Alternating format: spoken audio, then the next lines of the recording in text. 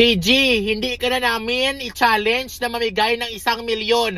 Baka ma-issue ka pa. Ito ang challenge namin. Patunayan mo na mahirap maging mahirap para ma-inspire ang mga Pilipinong kabataan. Animal ka.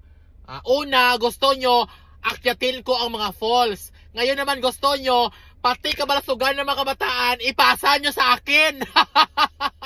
Ako talaga napili nyo mag-inspire ng kabataan, how? Ang head ng DepEd ang i-challenge nyo yan, hindi ako. Pari ko, how? Vlogger ako.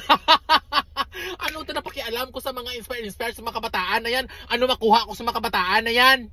At dahil gi-challenge nyo ako, sige, patunayan ko sa inyo kung bakit mahirap maging mahirap. Actually, maraming bagay naman talaga ang makonsider natin, no, para masabi natin na mahirap maging mahirap. Pero ngayon, dadalhin ko kayo sa isang lugar na kung saan 100% na magpapakita at mag-i-explain sa mga mata ninyo kung bakit napakahirap talaga maging mahirap sa Pilipinas. Yes, my word talaga na Pilipinas, ha? Kasi doon sa Thailand, kung mahirap ka, medyo kalmado lang, no? Kasi suportado ka ba ng gobyerno. O, dito sa Pilipinas, kung mahirap ka at gobyerno ang asahan mo, yan ang sinasabi na unahan mo na lang sarili mo, pakamatay ka na lang.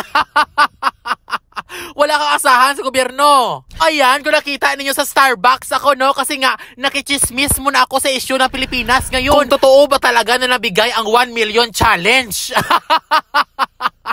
Chismosa. So napansin niyo, makichismis lang ako, pero sa Starbucks talaga ako, no? Siyempre, mayaman ako mo. Ano gusto nyo? Bumili din ako ng Ferrari? I-challenge nyo ko. Char lang, ha? So ayan guys, time check, alas 12 na ng gabi. At syempre, gising pa ako. At syempre, gumising din kayo, mga animal kayo. Dahil sa challenge nyo, alas 12 ng gabi, gising ako para mag-vlog, hay. Mga diputagin ka mo. At before tayo umalis, syempre ang bag na gagamitin ko, ang pinakabago ko na bag na color green, ang Prada. Para at least alam din ninyo ng mga viewers ko kung ano ba talaga ang mga normal bags ng mga mayayaman. Baka i-bash nyo ako, ha? At syempre, before tayo, kita nyo, ha, Prada yan guys, ha? Green na Prada. So ayan, before tayo aalis, iinom muna tayo ng Starbucks. So yan yung Starbucks na ininom mo kanina, na hindi ko naubos, kaya giref ko na lang siya. So ano pa hinihintay nyo guys? Samahan nyo na ako dahil personal ko na sasabihin sa inyo at ipapakita sa inyo kung bakit mahirap maging mahirap sa Pilipinas. Kasi hirap ng diputa na parting dito sa amin, no ba? Mahal-mahal na binayaran ko, duga gymnast ako. Nipuga ka parking niya. So para sa kalaman ng lahat, pupunta po tayo sa isa sa mga hospitals dito sa Davao City, ang tinatawag nila na SPMC. Ang SPMC po dito sa Davao City ay isang hospital na kung saan tinagurian itong free hospitalization. Yes. Ibig sabihin, pag nagpa-hospital ka dito, zero balance ka. Ibig sabihin, kahit piso wala kang babayaran. Syempre, sabihin na naman ng mga bashers yan, ay, doon siya pupunta kasi maninira na naman siya ng gawa ng gobyerno. Ang kahangag mo. Doon tayo pupunta guys, kasi alam naman natin sa Pilipinas, pag mga government hospital talaga, especially mga hospital na free hospitalization, dinadagsa talaga yan siya ng mga kababayan natin na hindi naman lahat, pero halos talaga mga mahihirap na hindi maka-afford ng hospitalization sa Pilipinas. Siyempre sabihin nyo na naman, judgmental ka naman, basta government hospital, mahirap ka agad. Kaya gani, gi-create ang free hospitalization ng mga hospitals para sa mga tao na hindi maka-afford. Ay, Diyos ko, kung hindi ka maniwala, ikaw na lang vlog.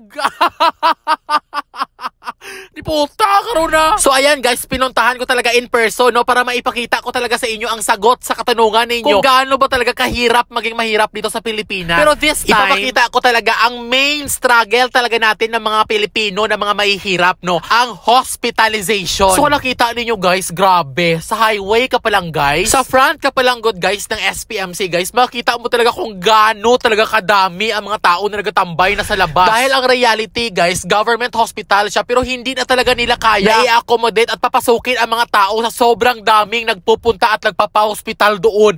As in. At saka alam nyo ba guys, sa sobrang daming mga mahihirap na mga kababayan natin ang pumupunta dito. Ang mga kababayan natin na mga mahihirap guys, sa gilid na lang pala sila ng mga daan nagatulog guys. As in, nakita ko talaga in person na kung saan yung daanan na yan guys. Diyan dumadaan yung mga sasakyan, yung mga private na mga sasakyan, mga taxi, mga tricycle, at syempre mga ambulansya. Grabe guys, sobrang init talaga. Tapos meron pa silang lugar na ganito guys, o na kung saan pag makita mo talaga in person, akala mo talaga COVID time, yung mga panahon na nag-uubusan ng mga hospital, guys. At saka alam nyo guys, yung nakita ko talaga ng malapitan, ito mga kababayan natin nasa kilid na lang ng daan guys, kumakain, nagpapahinga, natutulog, habang hinihintay ito mga pasyente nila sa loob ng hospital. Nakita ko talaga sila ng malapitan, may mga kaing-kaing pa sila guys, kasi halos para sa kanila dito, mga tricycle driver, mga nagbibenta ng mga isda sa palengke, mga gulay vendor, tapos yung iba yung mga nagbebenta pa ng mga ukay-ukay guys, na kung saan alam natin kung gaano kahirap yung trabaho nila sa umaga, tapos pagkadating dito, ito pa talaga ang sitwasyon na dadatnan nila, yung matulog sa gilid ng daan, yung kumain sa gilid ng daan, yung magpahinga sa gilid ng daan, na kung saan anytime pwede yan sila ma-side swift dyan. Actually ha, magalit na kayo sa akin kung gusto nyo magalit, pero alam nyo sa video na ito, dalawa na reality ang makikita natin. Una, kung ano ba talaga ang tunay na struggles kung mahirap ka sa Pilipinas. Pangalawa, kung ano ba talaga ang tunay na reality ng mga government hospital sa Pilipinas na nagpo-provide ng free hospitalization. Na kung saan ang masakit na reality na hindi ko maintindihan, bilyon-bilyon na pera ang nagwawala sa Pilipinas. May mga mahihirap na mga Pilipino tulad sa mga tao na yan na halos manirahan na lang sa kilid ng daanan maka-avail ng free hospitalization. At saka bakit ganun, no? Pag government hospital, ganito talaga ang sitwasyon. Dahil ba government hospital ito at nakaasa lang ito sa buwis ng mga tao? Ganun na ba talaga kahirap ang Pilipinas? Na hindi nabibigyan ng atensyon ang ganitong klaseng problema, na sobrang tagal na talaga ang ganitong problema? Maliit ba ang singil ng buwis ng Pilipinas na kung isipin? Bilyon-bilyon man ang nananakaw ng mga buwis? Ay, Diyos ko! So ngayon guys, ipapakita ko naman sa inyo kung ano na naman ang sitwasyon ng mga mahihirap natin ng mga kababayan na ito. O tingnan nyo guys ha, tingnan nyo ng mabuti ha. O tingnan nyo, matutulog ka, magpapahinga ka na nakapayong kasi umuulan. Sino ang hindi maawa niyan? Sino ang hindi ma-hurt niyan? Na ako bilang isang mahirap, alam ko talaga kung ano yung mga pinagdadaanan nila. Tapos yan pa ang sitwasyon na meron sila. Kaya sa lahat ng mga kabataan natin, sana magsilbing inspirasyon itong video na ito sa inyo. Hindi na puro milk tea lang sa utak nyo mga animal ka mo. ng mga diputa ka mo karon na. Kaya kayo mag-aral kayo na mabuti, huwag nyo sayangin ang oras nyo. O hindi ko naman sinasabi na walang pinag-aralan ang mga tao na ito ha, dahil may mga bagay talaga sa buhay natin dito sa Pilipinas na kahit na gaano kapakasipag, sa sobrang mahal ng mga bilihin at sobrang liit ng sweldo, hindi talaga enough ang kinakita natin. Ang sinasabi ko lang, kung makikita ninyo sa video na ito, mahirap talaga maging mahirap, lalo na kung sa Pilipinas ka mahirap. Dahil dito sa ating bansa, mga mayayaman lang may mga opsyon. Kung mahirap ka, pagtiyagaan mo kung anong available na resources na ibigay ng gobyerno. At ito pa ha, tandaan ninyo, magsikap kung kaya pang sumikap. Huwag na natin iasa ang sarili natin sa gobyerno. Kaya kung ang gobyerno na asahan natin, tingnan ninyo yung sibuyas sa tag 300 per kilo, next year 10,000 per kilo na yan. Kaya unahin mo ang sarili mo. Kaya sa lahat na makita ng video na to, huwag maging negative ha, kundi dapat ma-inspire. At saka yung mga nakita nyo sa video na yan, halos dyan mahihirap, pero mga iilan dyan, may mga kaya, mayaman, kuripot lang talaga, gusto talaga mag-avail pa rin ng free hospitalization. Ibigay na lang yan sa mga kababayan natin na nangangailangan. Gusto ko lang klaruhin ha, at marami akong marks kasi nagpa-facial ako. Kasi syempre, kailangan na natin mag-look forward, no? Alam naman natin na ang mga bashers natin, mali lang natin ang binabantayan. Bantayan naman ang buhay nyo ay. Kasi gusto ko lang klaruhin at i-correct yung mga tao ha, na nakakikita ng ganitong reality na ang sinisisi nila ang mga doctors at mga nurses na parang wala daw silang pakialam, parang wala daw silang ginagalaw o ginagawa na kung ano na mga proseso para maayos ang mga bagay na ito ng mga natutulog sa kilid ng daan. Mga inday, ang mga doktor at mga nurses, may mga responsibilidad dyan sila. Una, pagalingin tayo, injeksyonan tayo. Hindi responsibilidad ng mga doctors at mga nurses natin dyan sa SPMC na mamigay ng mga beddings doon sa mga natutulog sa kilid ng daan. Bakit natin sinisisi ang mga nurses sa ganyang mga responsibilidad na yan? Ano sa tingin ninyo? 1 milyon ang sweldo nila? Nag-struggle nga sila kung paano pagkasyahin ang mga sweldo nila. Remember ha, government nurses sila. O tingin nyo malaki sweldo nila. At saka isipin nyo ha, sa sobrang daming mga pasyente na pumupunta dyan dahil nga free hospitalization, sa tingin ninyo hindi nag-struggle ang mga nurses dyan? Kaya para sa akin ha, ang ganyang klaseng problema ha, yung mga natutulog sa daan, kasi nga sobra-sobra na ang mga tao, hindi na sila pwede papasukin kasi sobrang daming tao na populated na walang may makasolve sa problema na yan.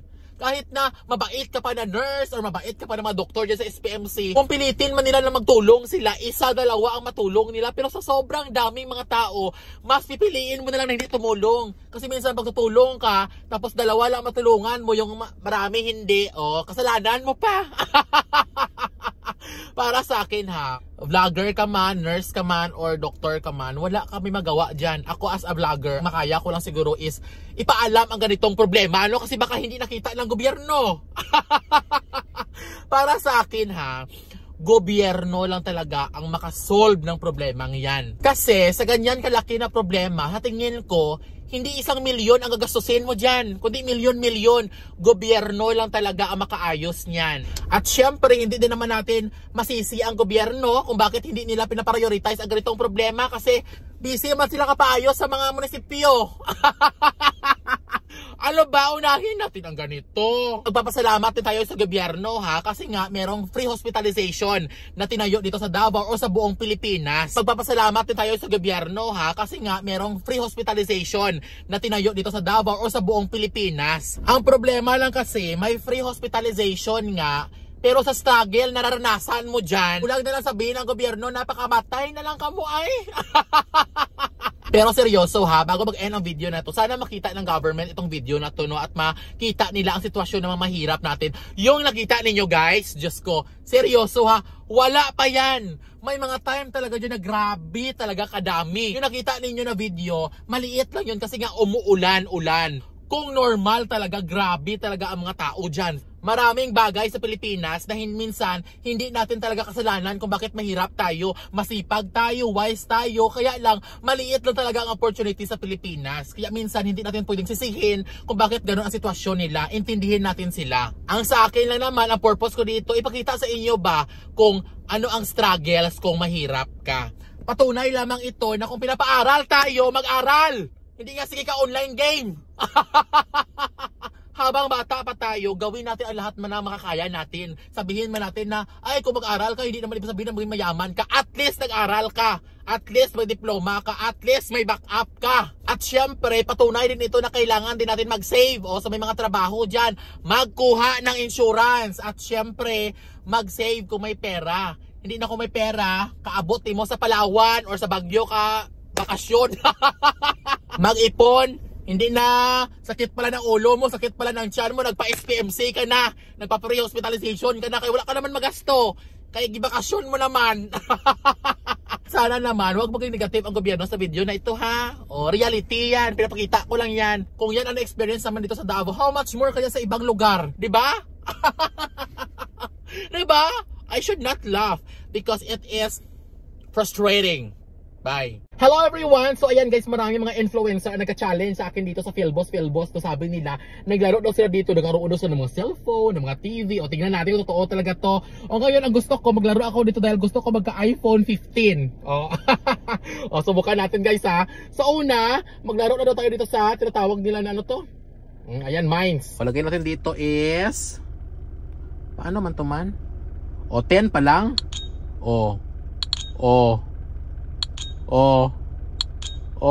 Diba lagay 20? O ngayon guys, gawin, lakihan natin. O lagay natin 1,000 kasi marami tayong pera, abi. Bet natin 1,000. Kailangan guys, wala kami napindot na bomba ha. Pag napindot, tatampiungon ta ka. Pang iPhone 15. Last. Diba lagay 2,000? Di po mali ka challenge. Ayan, 1,000 pa naman. 1,000. Bet 1,000. One more. Bakit wala ko pinapindot na bomba man?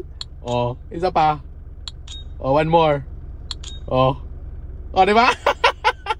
Cash out. Gawin natin 2,000 be. 2,000 natin be. 2,000. Diba? Isa pa. Isa pa.